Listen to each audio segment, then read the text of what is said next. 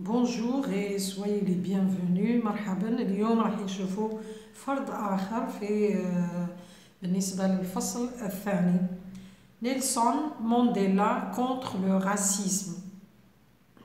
En 1948 à 1992, l'Afrique du Sud a vécu sous un régime appelé apartheid qui signifie séparation en hollandais. Les Blancs avaient plus de droits que les Noirs. Ces derniers n'avaient par exemple pas le droit d'entrer dans une ville s'ils ne possédaient pas un passeport spécial contenant des informations sur eux. Ils n'avaient pas le droit d'aller dans les mêmes hôpitaux ni les mêmes écoles que les Blancs, ni de prendre les mêmes bus. Seuls les Blancs avaient droit à ce qu'il y avait de mieux. Un jeune homme, Nelson Mandela, le héros de la lutte anti-apartheid, décide que les choses doivent changer. Je hais la pratique de discrimination raciale et ce qui me soutient dans ma haine, c'est que la très grande majorité de l'humanité la hait tout autant que moi, dit-il. D'abord, il rejoint un parti politique et participe à l'organisation de manifestations contre le racisme. Elles sont pacifiques, mais le gouvernement blanc ne les tolère pas. Désormais, aucune manifestation n'est autorisée, alors Mandela décide de passer à la violence. Il crée un nouveau groupe appelé MK. Son objectif est d'attaquer les symboles et l'apartheid comme les sites militaires et industriels. Enfin, Mandela devient le symbole de la résistance à l'opposition. Il refuse de se laisser intimider par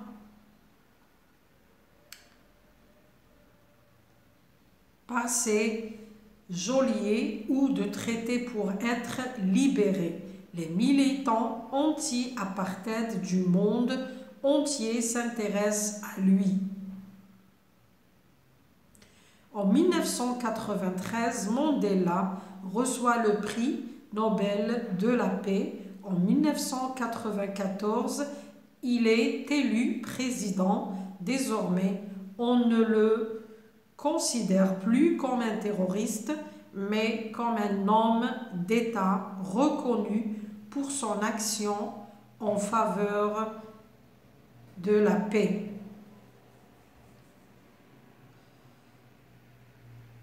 نص باللغة العربية.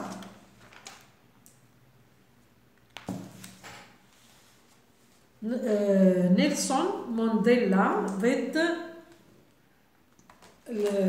التمييز. من 1948 إلى 1992 أفريقيا الجنوبية عاشت تحت نظام التمييز العنصري، ومعناه بالهولندية التفريق، والبيض لهم كل الحقوق أكثر من السود. هؤلاء على سبيل المثال لا يملكون حق الدخول إلى مدينة ما إذا لم يكن بحوزتهم جواز سفر خاص يحتوي على معلومات عنهم. ليس لديهم الحق في الذهاب إلى نفس المستشفيات ولا المدارس التي يذهب إليها البيض، ولا حتى التنقل في نفس الحافلات. فقط البيض لهم الحق في كل ما هو أفضل. رجل شاب، نيلسون مانديلا بطل مقاومة التمييز العنصري، قرر أن تتغير الأمور. قال: أنا أكره تطبيق التمييز العنصري، وما يدعمني في هذا الكره هو أن أغلبية الناس يكرهونه أكثر مني. أولا، التحق بحزب السياسي وشارك في تنظيم مظاهرات ضد التمييز العنصري وهي مظاهرات سلمية لكن حكومة البيض لم تسمح لهم بذلك. وحينما لم يسمح له بالمظاهرات قرر نيلسون مانديلا الانتقال إلى العنف فأنشأ مجموعة جديدة تدعى أمكا هدفه هو مهاجمة الرموز والصنف العنصري مثل المواقع العسكرية والصناعية. أخيرا أصبح مانديلا رمزا للمقاومة المعارضة فهو يرفض السماح لنفسه بالخوف من قبل سجانيه أو أن يعامله ليتم تحريره من النشطاء المناهضين للأبارتيد من جميع أنحاء العالم. في 1993 تحصل مانديلا على جائزة نوبل للسلام وفي سنة 1994 انتخب رئيسا وهو لم يعتبر إرهابيا بل رجل معروف بعمله لصالح السلام. نروحو دوكا للأسئلة les questions de compréhension. Première question. Lis le texte puis réponds aux questions suivantes. Première question. Recopie la bonne réponse. نقول الجواب الصحيح. Le thème abordé dans le texte est يعني الموضوع المعالج في النص هو le racisme ولا l'apartheid ولا la tolérance. السؤال الثاني le régime de l'apartheid est un régime qui défend les droits des noirs ولا sépare les noirs des blancs ولا donne aux blancs ce qu'il y avait de mieux. 3. Qui a lutté contre le régime d'apartheid relève une expression qui montre qu'il était contre. Bon, هنا من قاوم ضد نظام الأبارتيد التفرقة واستخرج من النص عبارة تدل على ذلك. Troisième question, réponds par vrai ou faux. أجب بصحيح أو خطأ. L'Afrique du Sud a vécu sous le régime d'apartheid pendant 46 ans. يعني جنوب إفريقيا عاشت تحت نظام التمييز ولا التفرقة لمدة 46 سنة. La violence était le seul moyen de lutter pour Mandela. De lutte. Alors la violence, العنف هو الوسيلة الوحيدة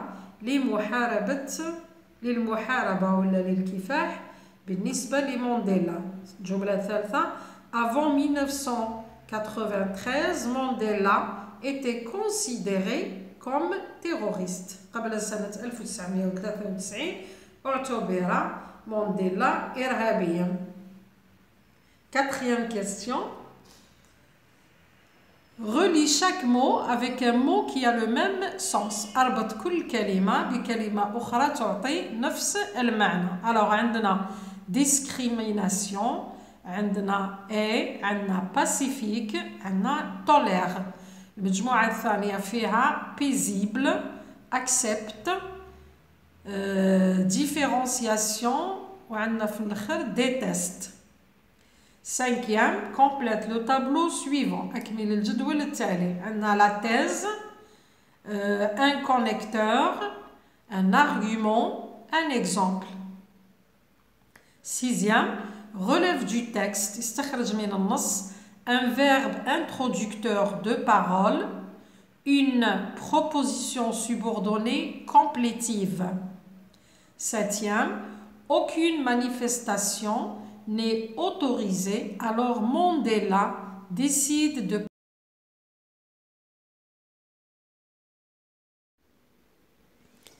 De passer à la violence. Quel est le rapport exprimé dans la phrase? Réécris la phrase en employant la conjonction de subordination vu que. 8e, conjugue le verbe entre parenthèses au mode qui convient. Mandela a lutté pour que les Sud-Africains être libérés. 9e, ce texte est narratif à visée argumentative, descriptif à visée argumentative, explicatif à visée argumentative. Souligne la bonne réponse. Situation d'intégration. Lors de la journée internationale de la solidarité, un document a été diffusé sur la chaîne nationale. يعني خلال الاحتفال باليوم العالمي للتضامن شريط وثائقي بث في القناة الوطنية. Pendant que toute la famille regardait ce documentaire qui parle de la solidarité entre les peuples, ton petit frère posa la question suivante. Pourquoi il faut être solidaire? يعني خلال بينما كانت العائلة تشاهد الشريط الوثائقي الذي يتكلم عن التضامن بين الشعوب، أخوك الصغير طرح سؤالا: لماذا يجب التضامن؟ Tu lui as répondu, mais il a posé deux autres questions. أجبته ولكنه طرح سؤالين آخرين. Rédige le dialogue qui a tourné entre toi et ton frère et dans lequel tu as donné ton point de vue sur la solidarité afin de le présenter à tes camarades en classe. يعني اكتب حوار ولا الحوار الذي دار بينك وبين أخيك وفيه تعطي وجهة نظرك حول التضامن حتى تقدمه لزملائك في القسم. Merci de m'avoir écouté et bonne chance.